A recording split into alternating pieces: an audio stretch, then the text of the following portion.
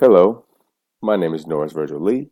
I am doing a presentation on mindset for my kinesiology class 720, Psychology of Sport at Fresno Pacific University for Dr. Amy Brogan.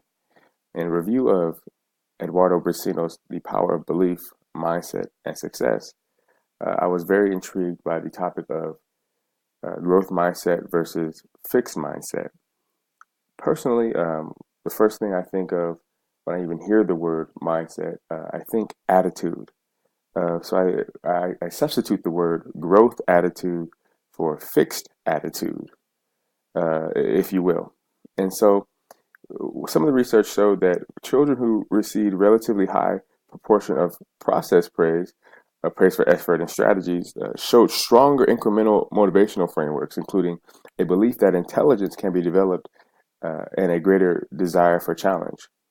Um, In contrast, the fixed mindset was the opposite. It was performance praise, where you did not see the malleability, where performance praise was much more recognition based on accomplishments or things executed to the satisfaction or of another party. So ideally, when you hear the word growth versus fixed, you naturally think that obviously the growth mindset is something everyone should be attaining for, or everyone should have. But in reality, we see countless examples of people with fixed mindsets. And a lot of times you see it in coaching. And so the old attitude is, you know, don't fix it if it ain't broke, or this is what my coach used to tell me to do. That is symbolic. That language, that culture is symbolic of the fixed mindset. It even shows in scientific research that children who have received a relatively high proportion of process praise, or, for example, effort or strategies, show stronger incremental motivational frameworks, including a belief that intelligence can be developed and a greater desire for challenge. So, for me, professionally, when I think of myself as a coach, I always focus on one being idiosyncratic and making sure that the application of praise is appropriate for those who I am giving it to. For example, you have a lot of different cultures, particularly at the collegiate level, integrating into a college program. Particularly, when we talk about recruitment and the different counties, states, areas that you may be recruiting from. So culturally, there are a lot of people coming with different expectations and perceptions of the world. So as a coach, my philosophy was always to meet people where they were and try to understand where they were coming from, so I could better coach and better relate to them the information that I need to give to them. So that was for me. Coaching definitely helped me enhance my growth mindset. However, my early coaching experience actually was something of the opposite nature, but later in life, definitely so the growth mindset. It's interesting how some people have defined mindset. The core definition of mindset is a set in motion of coherent systems of belief, attributions, or attitudes towards the challenge that we refer to as motivational frameworks. For example, children who believe that a trait like intelligence is malleable, meaning can change, has an incremental mindset about intelligence, they tend to focus on learning. So learning patterns, and they're not afraid to embrace challenge, rather than the others who avoid challenge. Um, Believing most part in the efficacy of their effort, right? That the self worth of the effort, that there's a recalibration in mindset, as Eduardo was talking about, that people who have a fixed mindset prefer to look smart, will avoid the challenge in preservation of that perceived that perceived character trait.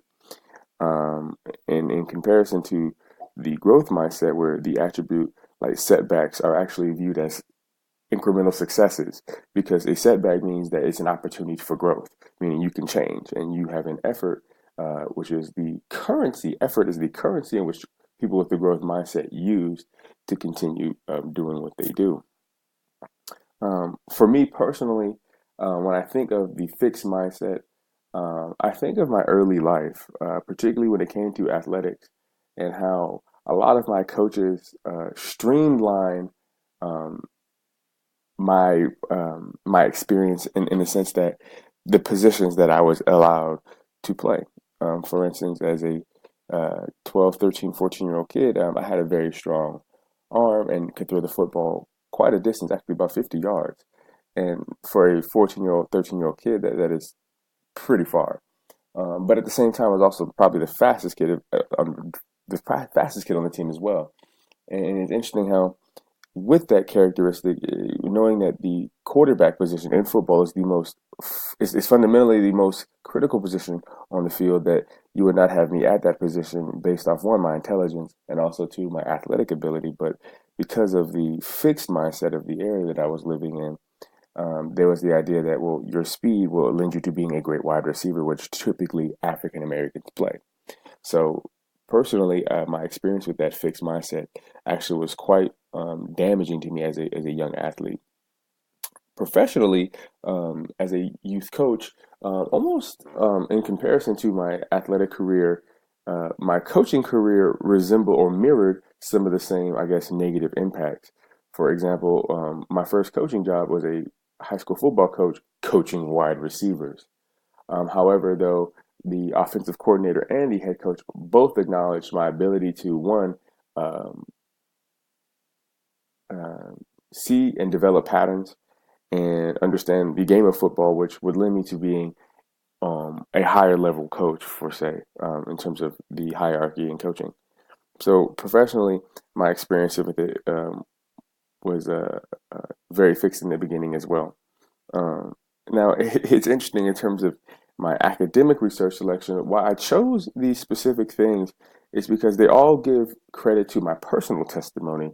As I mentioned about the praise versus process, in terms of, I can even go into Dr. Gary Chapman's love languages in terms of one of my response to affirmation.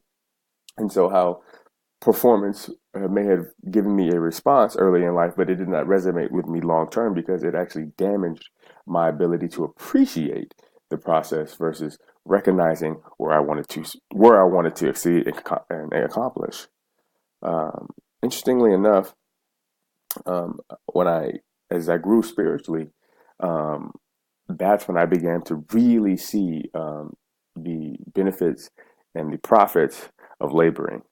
Um, in First Corinthians 3:6, we see here the Apostle Paul with his sidekick Apollo. They're writing to the church in Corinth about the fundamental truths of developing a spiritual relationship. So he says in chapter 3, verse 6, he says, "I, Paul, planted." So to backtrack a little bit, the word planted, we want to make sure that it's understood that this means to grow, meaning it has to germinate, has to take root. So the sower, the one who plants the seed, is in complete understanding of that. And also their complete understanding of the soil that they are planting it in. Going back to Corinth and wanting to encourage them. So when he says, "I, Paul, planted," he is encouraging them that I planted that seed in you because there is something that God wants to grow in you. He was encouraging them. And so, um, fast forward to me now, currently my position now as a manager at LA Fitness, I have to plant seeds in my membership counselors and my assistant general manager that they can do something. That I need to encourage them that the soil they're in at LA Fitness cultivates winners, and that if you continue to go through this process, you will win. Um, in terms of sales, that means your paycheck will get larger. Uh, so that's one of the reasons why I chose certain things that I chose academically to research, is because I believe uh, they paid a lot of dividends to my dialogue now in my presentation. Um, Academic achievement, business and management. We talk about coaching and leadership, job satisfaction, and navigating challenge. These are the things that I wanted to research. When it came to academic achievement, we talk again about the praise and performance. That was very focused on how praise and performance contributed to the trajectory of the adolescent's academic achievements, meaning potentially college and post college, like doctoral work and things of that nature. Ideally, the process praise lended to a higher rate of children leading higher academic standing in school, both secondary and collegiate schooling. This being because process was a focus of appreciation of the efforts of one studying and being diligent in your studies versus the performance of, can I just get a good grade? So when you look at fixed mindset versus growth mindset, the idea of process is growth, the idea of performance is fixed. So again, when I talk about how that attributes to potentially me currently in business and management. So for me as a businessman, or when I run a business with my wife, I have to understand that marketing and sales is a very fluid situation. It's not a fixed thing. I have to understand that growing with the market is is understanding the different layers of the psychological purchasing habits. And so management goes in regards to, how do I manage the different resources that I have that I can connect with the people that I'm looking to attract. And a lot of that mindset comes from my coaching, and the ability to lead. As a coach, being able to recruit specific players to to do certain things in your within your offense that will allow you to all be successful is something very important.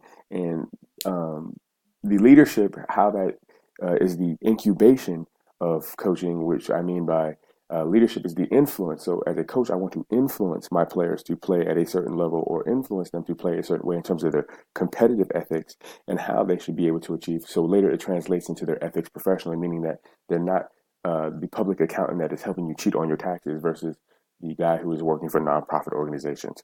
So I definitely believe that in terms of my academic research, looking up some of the things in terms of uh, um, should coaches believe in innate ability, importance of leadership and mindset. One of the things it talks about in there is the key to defining, I said, influence, um, is that the explanation of leadership as behavioral processes influencing individuals and groups towards set goals. So again, set goals may be me getting a certain amount of leads in a day to produce the certain amount of calls and appointments that I may need to make to produce business, which lends to my job satisfaction. So all of these things academically, the research that I did was to figure out the systematic and sequential um, wiring that I have in terms of regard of how I view um, my professional career and even my personal life. And so again, going back to the idea of mindset.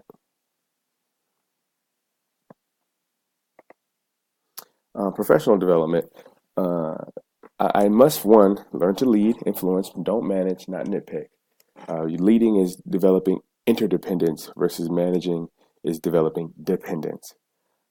Second, humility, then honor. It says in Proverbs 18:12 that before honor is humility. So you must humble yourself and lower yourself, that you must be mentored and guided and chastised and criticized and strengthened so that you may be able to honor God with your work and show that you are the fruit of his vine. Also, appreciate more, recognize less. Appreciate people for the abilities that they have, and don't recognize performance so much about who did better than who versus have you improved? Are you better than you were the day before? Back to that idiosyncratic version of my management. Um, Embrace challenges and don't harbor failures. Realistically, I want to not harbor failures. I just want to embrace the ability to grow. Seek guidance and use resources. I have vice presidents that are in my ear who want to reach out and want to help me and see me do better, and being able to use them as resources. Here are some of the areas in which I was able to experience the fixed mindset. As you see here, a lot of it has to do around coaching. When I originally started my kinesiology career, I only believed coaching was the only type of thing I could do as a kinesiologist. And then as you see my growth mindset, you notice that it's diverse. There's teacher, there's personal trainer, there's pain management, there's general manager, sales, you see fitness, you see rehabilitation. This is where God really opened up my eyes to growth and these different experiences. And like, wow, kinesiology can open up all these different doors for me. So that was really cool. How can I apply this professionally in my life today? Like I said earlier, just knowing that growth is um, going to hurt and fixed is going to hurt much more. How can I apply this personally? I just want to be able to know that the challenges are chiseling my faith versus stunting my growth. And